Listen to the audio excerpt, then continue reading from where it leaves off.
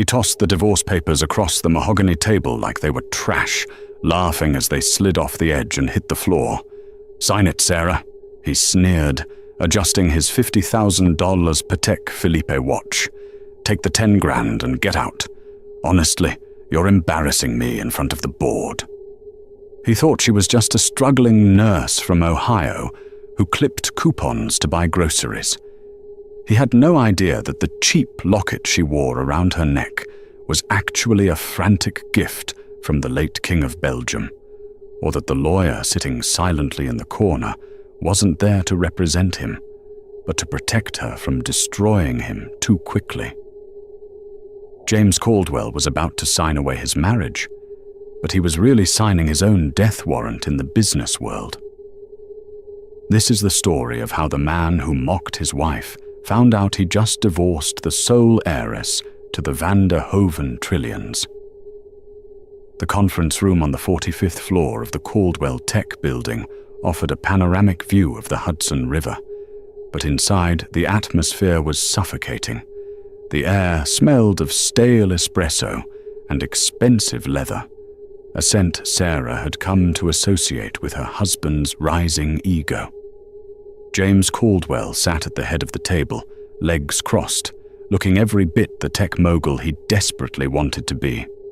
At 32, he had just secured a Series B funding round that valued his company at $40 million. He felt untouchable. To his right sat Jessica Pierce, his chief marketing officer, and, as the tabloids had already guessed, his muse. She was scrolling through her phone, barely suppressing a smirk. Opposite them sat Sarah. She wore a simple beige cardigan that had seen better days and a pair of sensible flats. Her hands were folded in her lap, her posture straight but unthreatening. She looked exactly like what she was, a pediatric nurse who worked 12-hour shifts. Or at least, that's what James saw.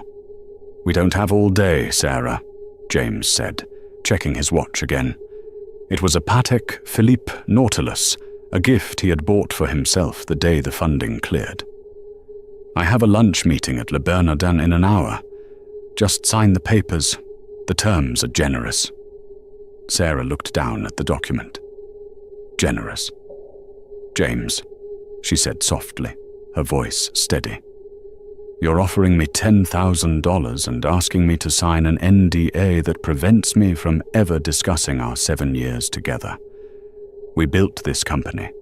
I coded the original interface for the prototype in our studio apartment while you slept."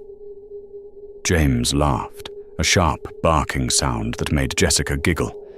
"You helped with some formatting, Sarah. Don't rewrite history. I built this. Me. My vision. You were supportive, like a good housewife. But let's be real. You don't fit the brand anymore. Look at you." He gestured vaguely at her outfit. "I'm meeting with investors from Dubai next week. I need someone who looks like they belong in a Bentley, not a Honda Civic." Jessica leaned forward, her voice dripping with faux sympathy. "Honey, take the money. It's a lot for someone like you. You can finally pay off those student loans." Sarah's eyes flickered to Jessica. "Someone like me? You know?" Jessica shrugged. "Civilian. Normal. It's okay to be average, Sarah. James is just exceptional." Sarah looked back at James. She didn't look angry. She looked disappointed. A deep, profound disappointment that James mistook for defeat. "Are you sure about this, James?" Sarah asked one last time. "Once I sign this, there is no going back. I am offering you a chance to handle this with dignity. We can separate amicably. You don't need to insult me." James slammed his hand on the table. "Dignity? You want dignity? Dignity is me giving you a check instead of fighting you for the coffee maker. Sign the damn papers, Sarah. I'm done carrying dead weight." Silence stretched in the room. In the corner, a man in a grey suit who had been introduced simply as Mr. Blackwood, a notary, shifted slightly. He hadn't said a word. He was looking at James with an expression that could best be described as a predator watching a wounded gazelle. Sarah picked up the pen. It was a cheap plastic one James had left near the edge, not the Mont Blanc he used. "Okay," she whispered. She signed her name, Sarah Caldwell. "There." James snatched the papers away before the ink was dry. "Done. Finally. The check is with my assistant outside. Don't make a scene on your way out." Sarah stood up. She picked up her worn leather bag. She didn't ask for the check. "Goodbye, James," she said. "I hope the view is worth it." She turned and walked toward the heavy glass doors. "Wait," James called out, a final jab to boost his ego in front of Jessica. "What are you going to do now? Go back to Ohio? If you need a reference for a nursing job, let me know. I know some hospital admins." Sarah stopped. She didn't turn around. She just opened the door and walked out. As the door clicked shut, Mr. Blackwood, the notary, stood up. He didn't follow Sarah immediately. He walked over to the table and picked up the plastic pen Sarah had used. "You should have let her keep the Mont Blanc," Mr. Blackwood said, his voice dropping an octave, losing the subservient tone he had feigned earlier. James frowned. "Who asked you? Just notarize the seal and get out." Mr. Blackwood smiled. It was a cold, terrifying smile. He reached into his pocket and pulled out a business card, sliding it across the mahogany. James looked at it. It wasn't a notary service. It was thick, cream-colored cardstock with embossed gold lettering. Adrian Blackwood, Senior Counsel, the Vanderhoven Trust, Zurich, New York, Singapore. Vanderhoven? James squinted. Like the shipping conglomerate? The bank? The dynasty, Blackwood corrected. "I wasn't here to notarize your divorce, Mr. Caldwell. I was here to witness the activation of the clean break clause in Sarah's pre-inheritance trust. She couldn't access her grandfather's estate until she was either 35 or divorced from the man her grandfather explicitly disapproved of." James felt a cold knot form in his stomach. "What are you talking about? Sarah's dad was a mechanic in Dayton." "Her stepfather was a mechanic in Dayton," Blackwood said, snapping his briefcase shut. "Her mother was Isadora Vanderhoven, who walked away from the family fortune for love. Sarah is the sole living heir to Hendrik Vanderhoven, and as of," he checked his Rolex, "2 minutes ago, she is single and the sole proprietress of the venture capital firm that owns 60% of your company's debt." James's face went white. Jessica stopped scrolling on her phone. "You're lying," James whispered. "I don't lie, Mr. Caldwell. I litigate," Blackwood said. "And just so you know, Sarah didn't want to use the money. She wanted to build a life with you. She loved you.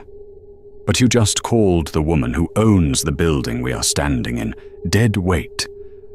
Blackwood walked to the door. "Enjoy your lunch at Le Bernardin. I believe Sarah owns that building too. I'll let the maitre d' know you're coming. I wouldn't expect a good table." The elevator ride down to the lobby felt like a decompression chamber for Sarah. She leaned her forehead against the cool metal of the doors, taking deep, shuddering breaths. She wasn't crying. The tears had run out months ago, somewhere between James's third, late night at the office, and the lipstick stain she found on his collar in March. She was shaking, not from sadness, but from the adrenaline of restraint. For 7 years, she had played the role of the supportive wife. She had hidden who she was because she wanted to be loved for herself, not for the 11-figure trust fund sitting in a Swiss account with her biometrics as the key. She wanted to know that the man holding her hand would still hold it if she were penniless, and she had gotten her answer. The elevator dinged. The lobby of the Caldwell building, technically the Vanderhoven Plaza, though James never looked closely at the property deeds, was bustling. Security guards nodded at her familiarly. "Have a good day, Mrs. Caldwell," one said. "It's Miss van der Hoven," she corrected softly, though he didn't hear her. She pushed through the revolving doors into the biting New York wind. It was November, and the city was grey and hostile. She walked toward the curb where her beat-up 2016 Honda Civic was parked. As she reached for her keys, a sleek, black Maybach pulled up to the curb, sandwiching her Honda. The rear window rolled down. Sitting inside was an older woman with silver hair cut in a sharp bob, wearing Chanel sunglasses and a look of eternal dissatisfaction.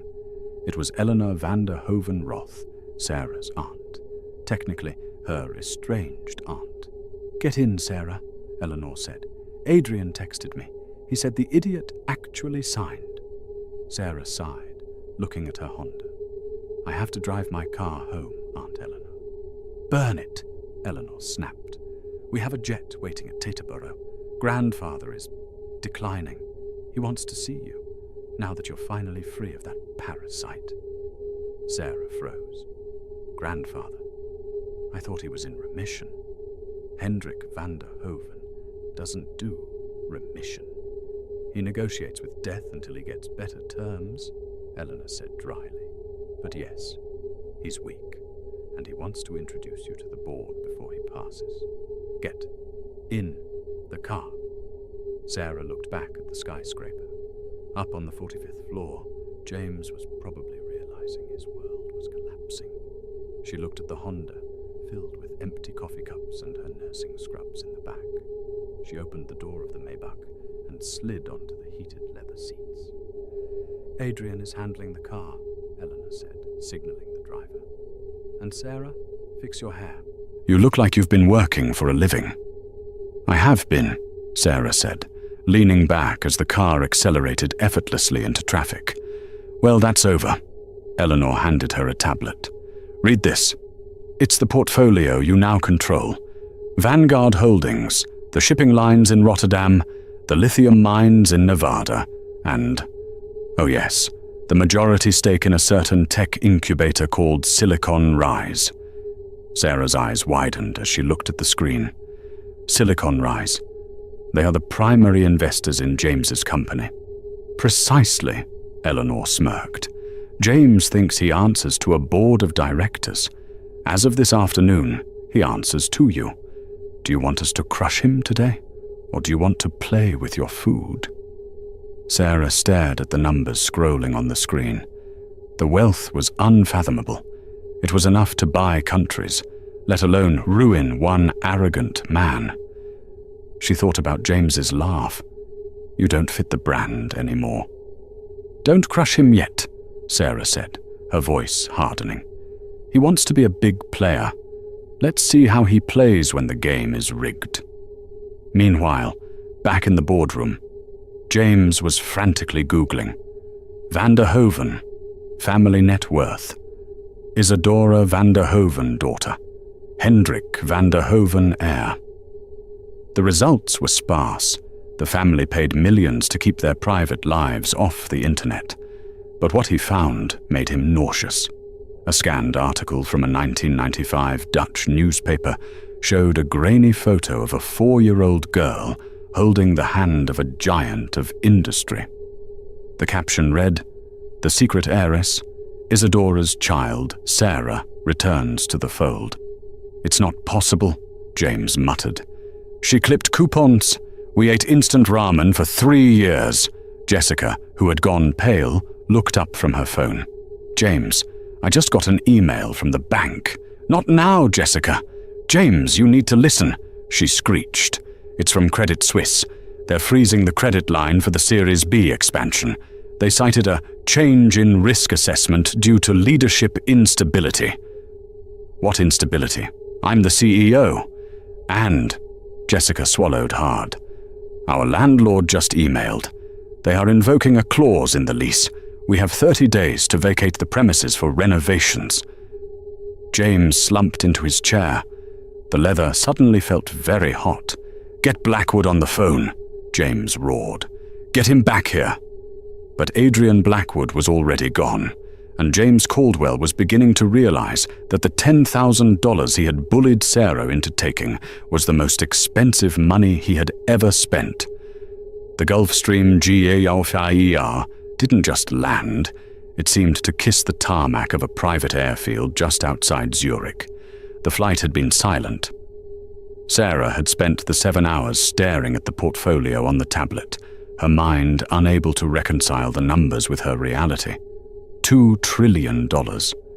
Not in cash, of course, but in assets, influence, land, and debt.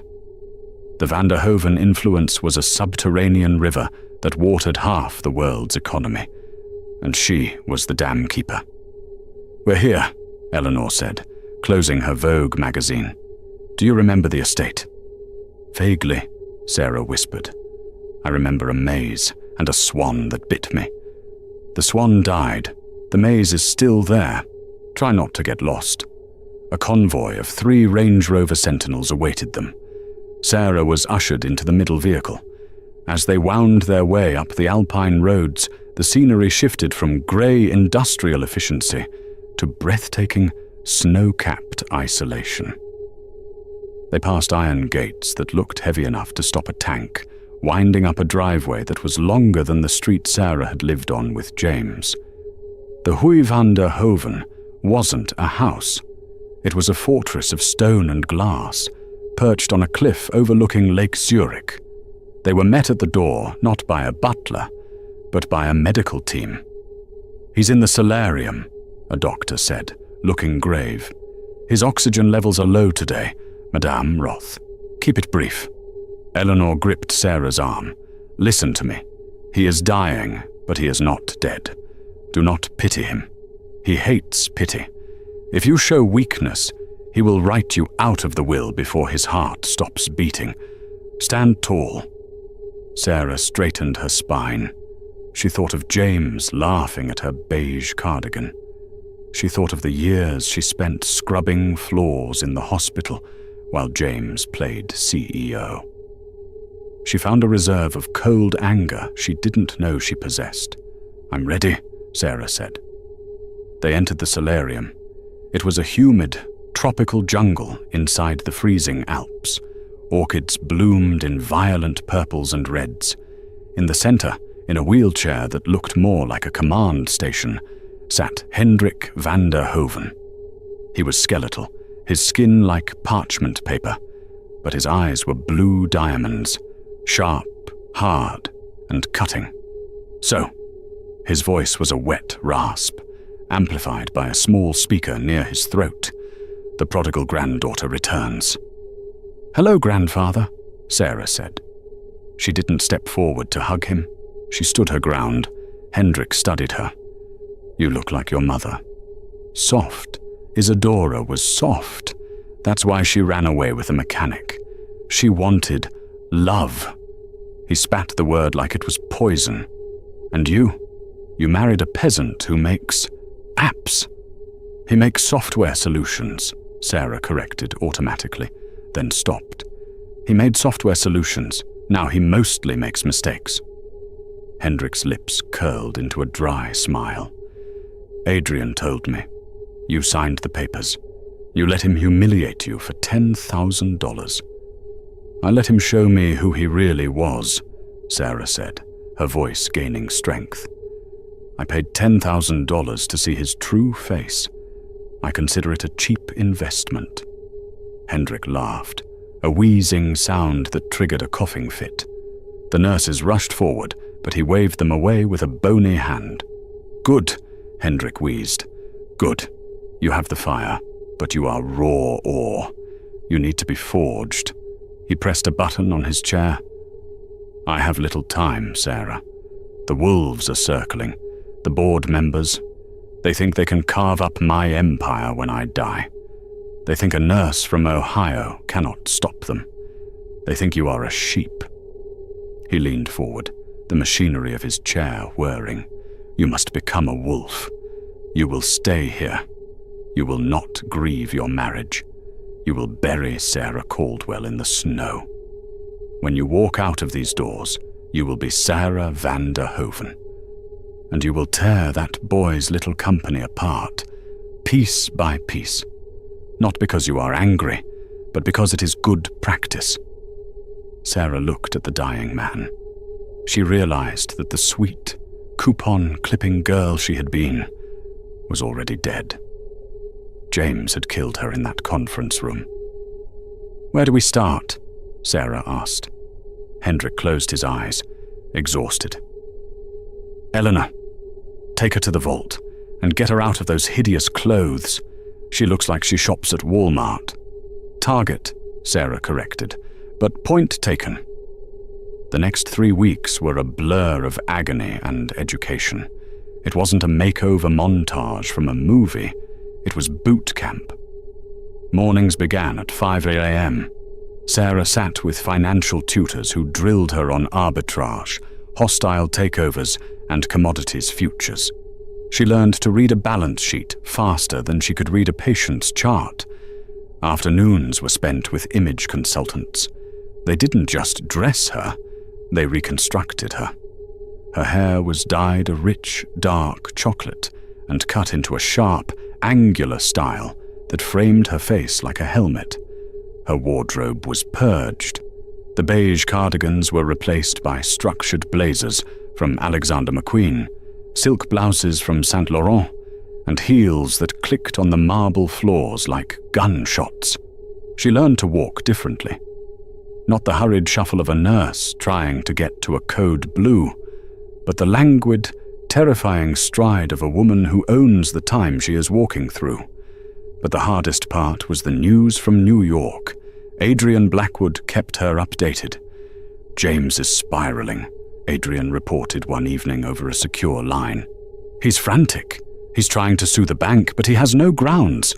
He's looking for angel investors, but we've quietly blacklisted him with every major firm in the tri-state area. Jessica Pierce has been seen interviewing at Google."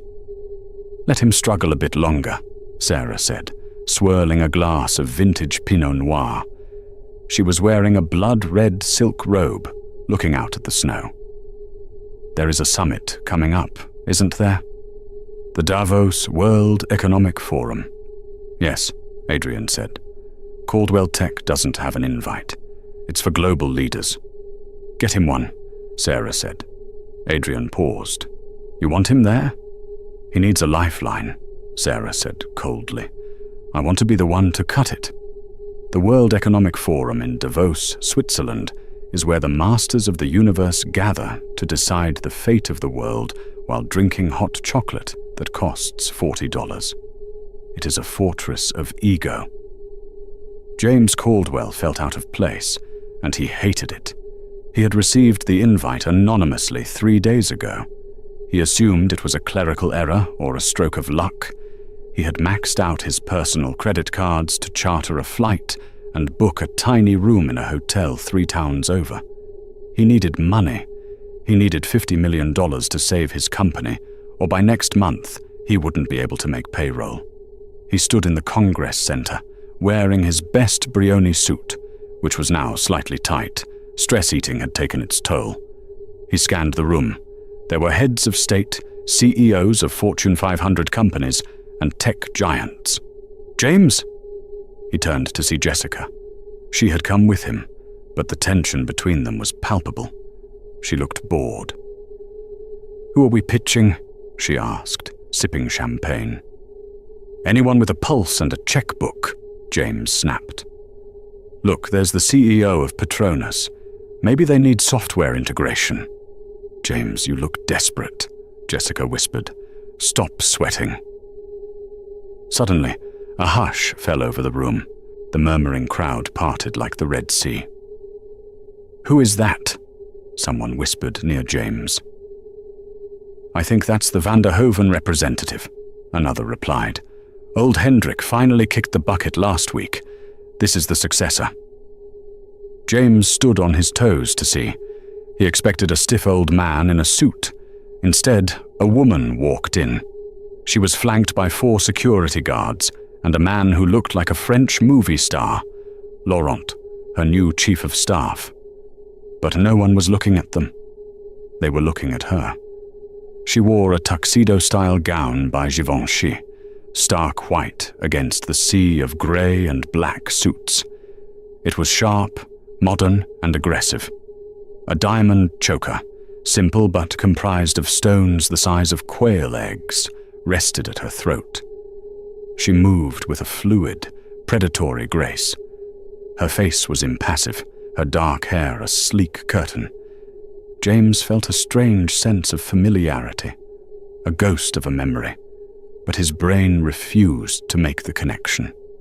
The woman looked nothing like the Sarah who wore oversized t-shirts to bed and smelled of antiseptic. This woman looked like she smelled of money and ozone. "That's the heiress," James whispered. "She's stunning." Jessica scowled. "She looks like a bitch." The woman, Sarah, stopped in the center of the room. A circle formed around her immediately. The CEO of Shell, the head of the IMF, and the founder of Amazon all stepped forward to greet her. She nodded to them, shaking hands firmly. Was she speaking French? Yes, fluent French. James saw his opening. If he could just get 5 minutes with the head of the Van der Hoeven Trust, he could bypass the banks. "Stay here," James told Jessica. "James, don't," she warned. "You're not on that level. Watch me." James smoothed his tie and pushed his way through the crowd. He was aggressive, using his elbows, desperate to reach the White Queen in the center of the board. He broke through the inner circle just as Sarah was laughing at a joke made by the French president. "Excuse me," James said, his voice a little too loud. Madame Van der Hoeven." The circle went silent. Interrupting a conversation at this level was social suicide. Sarah stopped laughing. She turned slowly. For the first time in 2 months, James looked into the eyes of his ex-wife. But he didn't see Sarah. He saw a stranger with Sarah's eyes, but none of her warmth. Her gaze was like looking into a deep, frozen lake. "Yes?" she said, in English, her voice clipped and aristocratic. James faltered. He didn't recognize her. The context was too different, the transformation too total. And frankly, James had never really looked at his wife. He had looked through her. James stammered.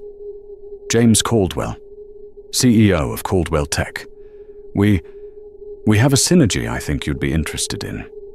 I know your family invests heavily in emerging markets and..." Sarah tilted her head slightly. "Caldwell Tech?"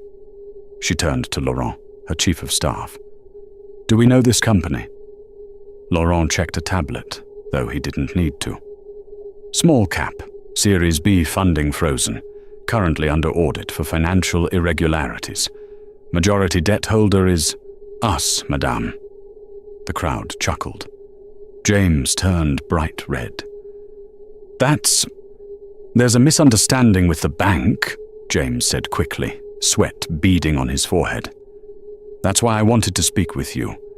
If the Van der Hoeven Trust could just extend a bridge loan..." Sarah took a step closer to him. She smelled of crushed roses and cold air. "Mr. Caldwell," she said, "I am familiar with your work. You built an interface that aggregates user data for third-party sales. It's derivative at best." James bristled. "It's revolutionary. It's mediocre," she said softly. "Like your judgment." She stepped even closer, invading his personal space.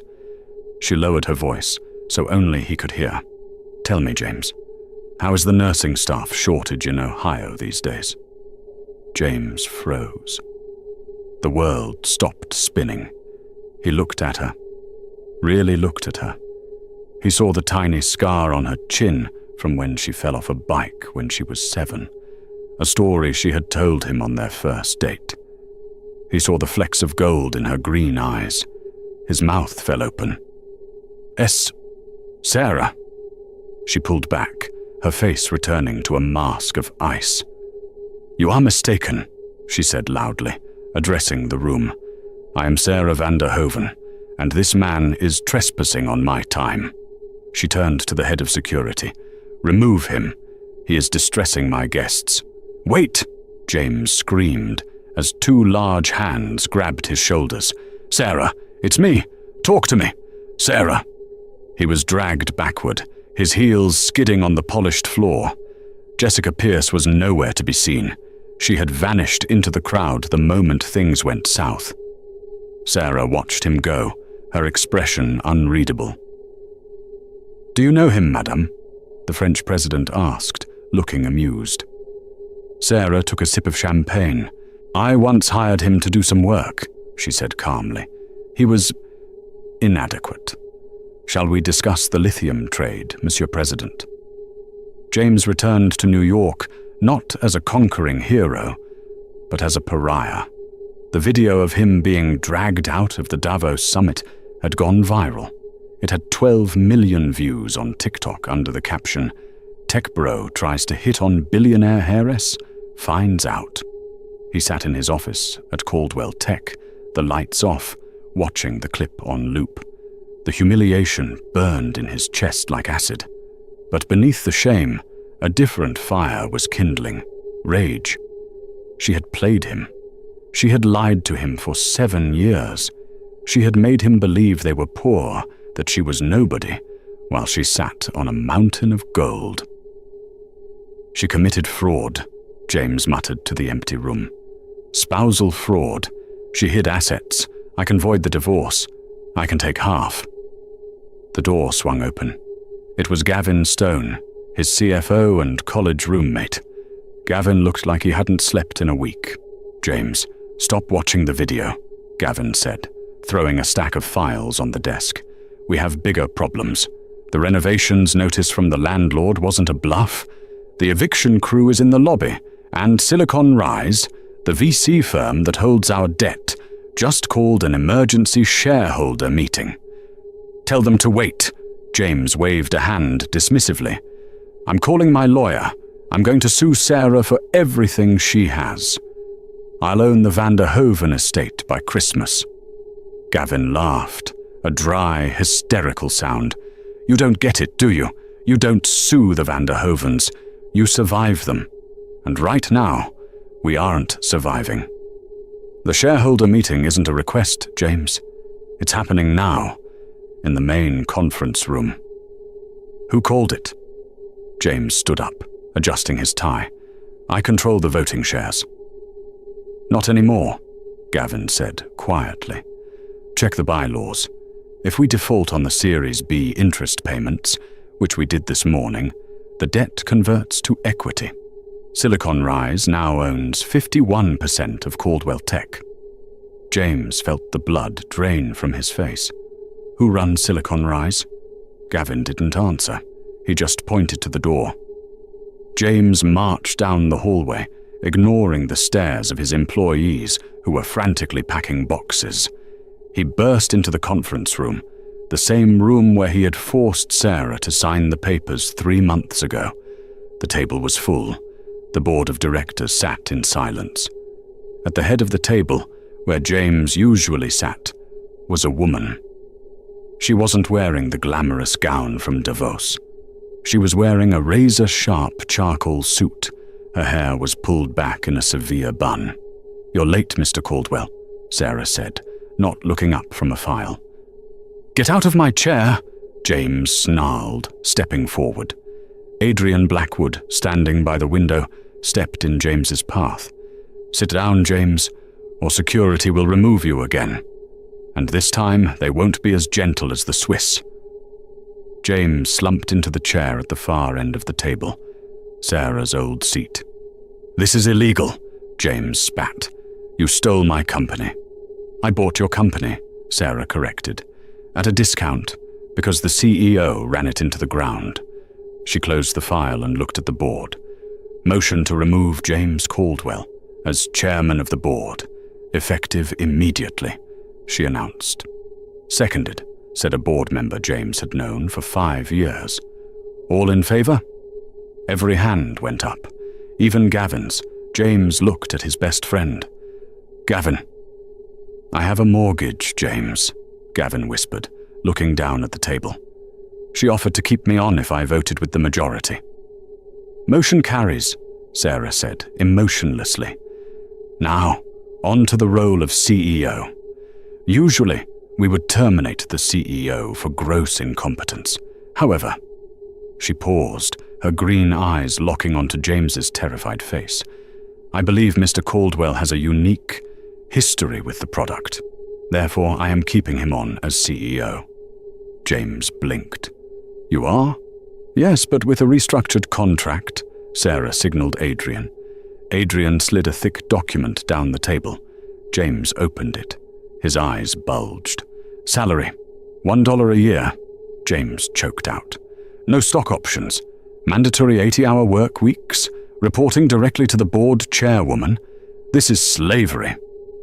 It's a performance improvement plan, Sarah said coolly.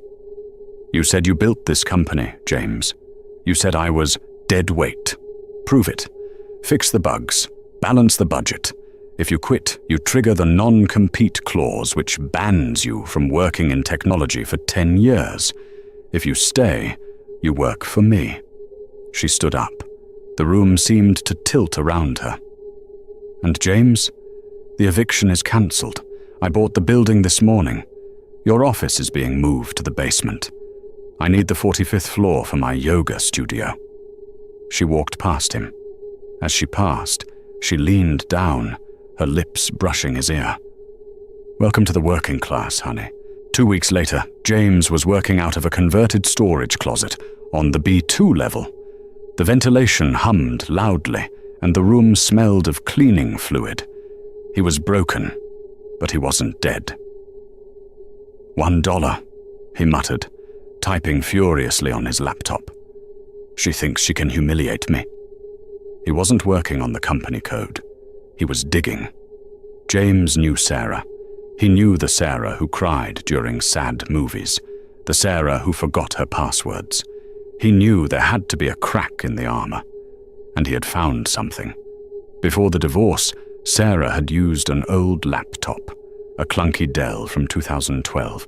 When she left, she took it, but she had left behind an external hard drive in a box of winter clothes she forgot in the closet.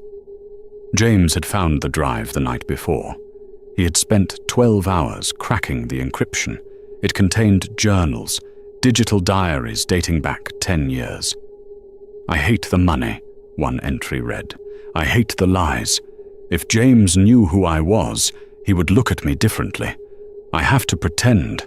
I have to be poor to be loved. But it wasn't the sentimentality James was looking for. It was the dates. He found an entry from 3 years ago. Grandfather is pressuring me to sign the trust documents. I have to go to Zurich. I'll tell James I'm visiting my sick aunt in Ohio. James smiled. A cruel, jagged smile. During that week, in Ohio, James had signed a massive contract with a government defense contractor. The contract required strict background checks on all spouses of executive officers to ensure no foreign entanglements. James had filled out the forms, listing Sarah as a US citizen with no foreign assets. Sarah had signed it. If she was secretly the heir to a foreign conglomerate at that time, and she signed a federal affidavit stating she wasn't, that was perjury. That was federal fraud. Gotcha, James whispered. He needed a partner, someone who hated Sarah as much as he did. He picked up his phone and dialed. Jessica, it's me. Don't hang up. I have the nuke. They met in a dive bar in Hell's Kitchen, far away from the prying eyes of the financial district. Jessica looked tired. Her muse status had revoked the moment James fell from grace, and she was currently working as a junior consultant for a firm that sold printer paper. This better be good, James, she said, stirring her watered-down martini. I'm this close to blocking your number. James slid a flash drive across the sticky table. Federal perjury, James said. She lied on a Department of Defense form 3 years ago. If this leaks, she doesn't just lose the company. She goes to federal prison, or she gets deported. Jessica's eyes widened. She plugged the drive into her phone using an adapter and scrolled through the screenshots James had taken. "This is legit," she whispered. "The dates match." "I need you to leak it," James said. "If I do it, it looks like a bitter ex-husband. If you do it, say you found it while auditing the company files. You become a whistleblower. The press will love you." "And what do I get?" "We take her down." James leaned in, his eyes manic. "The stock crashes. She goes to jail. The Van der Hoeven board panics and fires her. I step back in as the steady hand to save the company. And you get your CMO job back. With equity." Jessica looked at James. She looked at the flash drive. "You really think you can beat her?" Jessica asked. "She's just a nurse, Jess. She's playing dress-up. This," he tapped the drive, "is reality."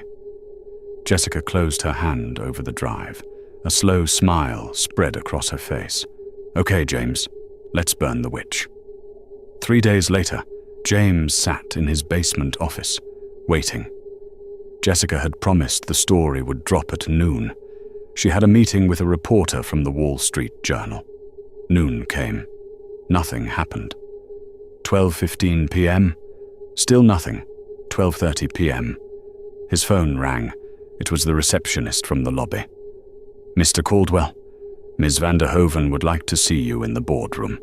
Immediately." James's heart hammered. She knows. The story must have reached her for comment before publication. She was panicking. She was going to beg him to stop it. He stood up, smoothed his cheap suit, and took the elevator up to the 45th floor. When the doors opened, the office was quiet. Too quiet. He walked into the boardroom. Sarah was there, standing at the head of the table. But she wasn't alone. 2 federal agents in windbreakers with FBI on the back stood near the window. And sitting in a chair, weeping into a tissue, was Jessica. James froze. "James," Sarah said, her voice sounding almost bored. "Please have a seat." "What is this?" James asked, his voice cracking. "Jessica." Jessica looked up, her mascara running. "I'm sorry, James, I had to. They offered me immunity." "Immunity for what?" James shouted. Sarah picked up the flash drive from the table. The flash drive. "For corporate espionage and conspiracy to commit blackmail," Sarah said. "Did you really think, James, that after everything, I wouldn't monitor your communications? Did you think I wouldn't flag a breach of my personal encrypted files?" "It's not blackmail if it's the truth," James yelled, pointing at the agents. "She committed perjury. She lied on the DOD forms. Arrest her." Sarah sighed. She looked at the agents. "Agent Miller, would you explain it to him? He's slow." Agent Miller stepped forward. He looked annoyed to be there. "Mr. Caldwell, we reviewed the allegations. Ms. Van der Hoeven did not commit perjury. At the time the DOD forms were signed 3 years ago, her assets were held in a blind trust controlled by her grandfather. Legally, she did not have access to or control over foreign assets until the clean break clause was activated, which happened the day you divorced her." James's mouth fell open. But she knew. She knew she was rich. "Knowledge of potential future inheritance is not a reportable asset," the agent droned. "However, hacking into a protected server to steal personal data, and then conspiring to use that data to extort a CEO of a publicly traded company, that is a felony." James looked at Jessica. You recorded me?" "I wore a wire, James," Jessica sobbed. "Sarah's lawyer called me 10 minutes after we left the bar. They knew everything. They told me if I helped them catch you, they wouldn't sue me for the unauthorized expense account spending I did last year." James looked back at Sarah. She wasn't smiling. She looked disappointed. "I gave you a job, James. I gave you a chance to work with dignity, and you tried to send me to prison." Sarah nodded to the agents. "Get him out of here." "Wait!" James screamed as the agents grabbed his arms. "Sarah, you can't do this. I'm your husband. Well, ex-husband. We loved each other." "I loved a man who didn't exist," Sarah said, turning her back on him. "And you loved a bank account you couldn't access. Goodbye, James." James was dragged out of the office he once thought he owned, past the employees he used to bully. As the elevator doors closed on his screaming face, Sarah finally sat down. She looked at Adrian Blackwood, who was standing in the shadows. "Is it done?" she asked. "The FBI will hold him for 24 hours. The charges will likely stick. He'll be facing 3 to 5 years, Adrian said. "But are you sure you want to proceed with the final step?" Sarah looked out the window at the skyline of New York. The city looked small from up here.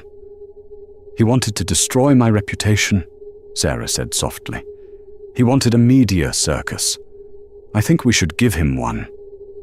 "What do you mean?" "Bail him out," Sarah said. Adrian raised an eyebrow. "Bail him out? Why?" "Because prison is too private." Sarah turned, her eyes hard as diamonds. "I want him to be free to see what happens next. I'm going to acquire the one thing he loves more than money." "Which is?" "His legacy." The rain outside the Federal Detention Center in Brooklyn was cold and relentless. When James Caldwell walked out the heavy steel doors, he didn't expect a limousine. He expected a taxi, or perhaps a long walk to the subway. He had no phone, no wallet, and his shoelaces had been cut. But there was a car waiting, a familiar black Maybach. The window rolled down. It wasn't Sarah, it was Adrian Blackwood. "Get in, Mr. Caldwell," Adrian said, his voice devoid of any warmth. "Ms. van der Hoven has paid your bail." James stood shivering in the rain. "Why?" "She hates me." "She doesn't hate you, James. Hate implies emotional investment," Adrian said, opening the door.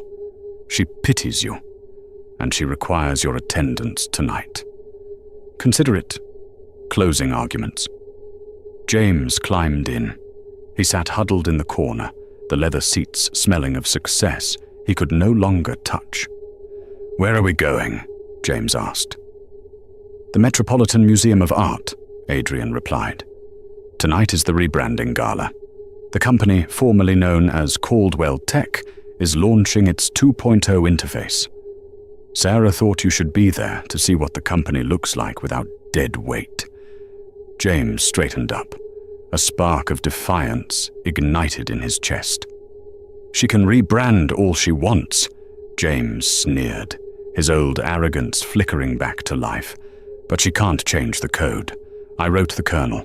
I built the architecture. Without my genius, that company is just a shell.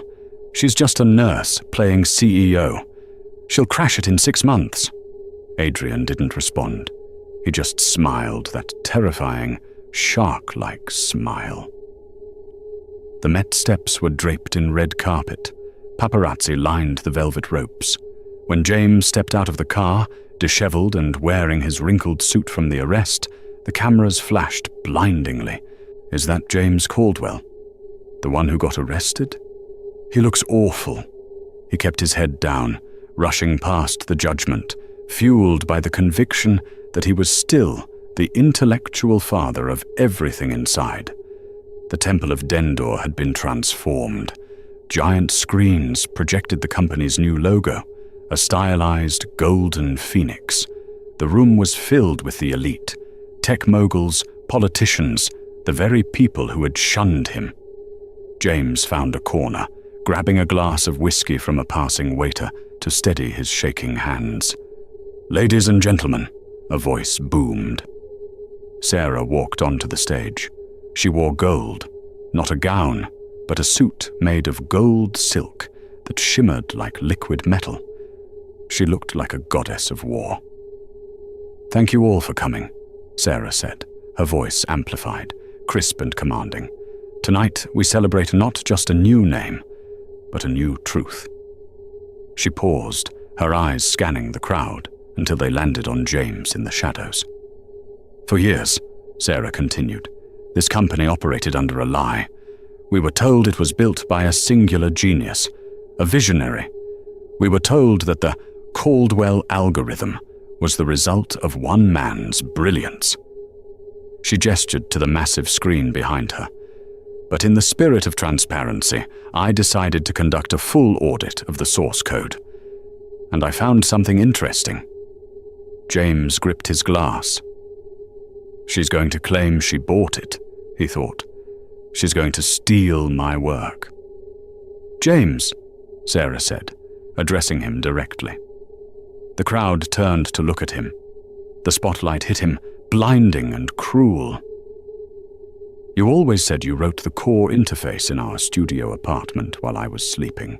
Do you remember?" "I did!" James shouted, his voice cracking. "I coded it from scratch. You were just watching TV." Sarah smiled. "Project the code, please." The screen behind her filled with lines of C++ code. It was complex, dense, and beautiful. It was the heart of the software that made the company worth millions. "This is the kernel," Sarah said. "James, can you explain the function on line 405? James squinted. He stammered. It's a data loop. It aggregates the user input." "Incorrect," Sarah said.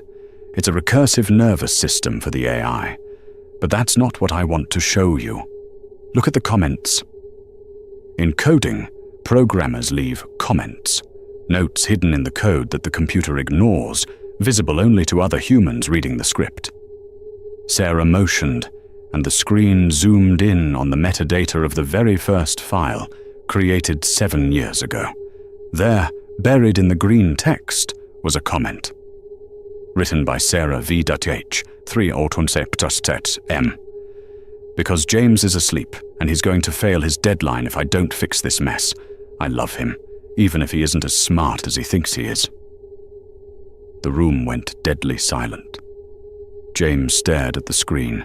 His knees buckled. He remembered the nights. He would work for hours, get stuck, get frustrated, and pass out on the couch. When he woke up, the code would be working. He had always told himself he must have solved it in a fugue state, a stroke of subconscious genius. He hadn't. Sarah had fixed it. Every night. She had come home from a 12-hour shift at the hospital, sat at his computer, and quietly rewritten his sloppy, broken code into a masterpiece. She had let him believe he was a genius because she wanted him to feel confident. "You," James whispered. "You wrote it."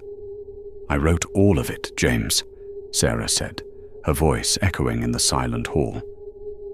"I learned to code when I was 12 at a boarding school in Switzerland. I have a PhD in computational mathematics that I never told you about because you were so insecure about your own intelligence. I hid my degree. I hid my money. I hid my name. All so you could feel big." She took a step forward on the stage. "You didn't build this company. You were the mascot." James dropped his glass. It shattered on the stone floor, the sound sharp and final. "Tonight," Sarah announced, turning back to the crowd, "we are erasing the lie. Caldwell Tech is no more. Effective immediately, the company is rebranded as Isadora Systems in honor of my mother. And we are releasing the source code as open source, because unlike my ex-husband, I don't need to hoard knowledge to feel important." The crowd erupted in applause. It was a standing ovation. James stood in the center of the cheering crowd, but he was alone. He wasn't a billionaire. He wasn't a CEO. He wasn't even a coder. He was a fraud who had divorced the only person who had ever made him look competent. Adrian Blackwood appeared at his elbow. "The show is over, Mr. Caldwell," Adrian whispered. "The bail conditions state you must remain within the jurisdiction, but I suggest you leave this building. You're trespassing." James looked at Sarah one last time. She was laughing with the CEO of Apple, radiant, powerful, and utterly out of his reach. She didn't look back at him. He was already a memory. James turned and walked out of the temple, past the red carpet and into the dark, rainy night. He checked his pockets. He had $5 and a metro card with one ride left. He walked to the subway station. He swiped the card. Insufficient fare. James Caldwell, the man who mocked his wife for clipping coupons, leaned his head against the cold metal of the turnstile and began to weep.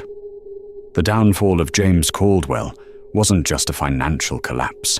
It was the total deconstruction of a man who mistook privilege for talent and love for subservience. He spent the rest of his days working IT support for a mid-sized paper company in New Jersey, forever haunted by the face of the woman he discarded. Sarah Vanderhoven went on to lead the family dynasty into a new golden age, proving that true power doesn't need to shout to be heard. She never remarried, but she was never alone. She had her empire, her legacy, and the satisfaction of knowing that the best investment she ever made was the $10,000 she paid to get her life back. The Montblanc pen she used to sign the takeover documents sits on her desk to this day, a reminder that dignity is priceless, but revenge? Revenge is best served with a side of cold, hard cash. Wow, talk about a reality check. If you loved seeing James get exactly what he deserved, make sure to hit that like button. It really helps the channel. And if you want more stories about karma, hidden identities, and epic revenge, smash that subscribe button and turn on notifications. What would you have done if you were Sarah? Would you have bailed him out just to humiliate him? Or would you have let him rot in jail? Let me know in the comments below. Thanks for watching, and I'll see you in the next story.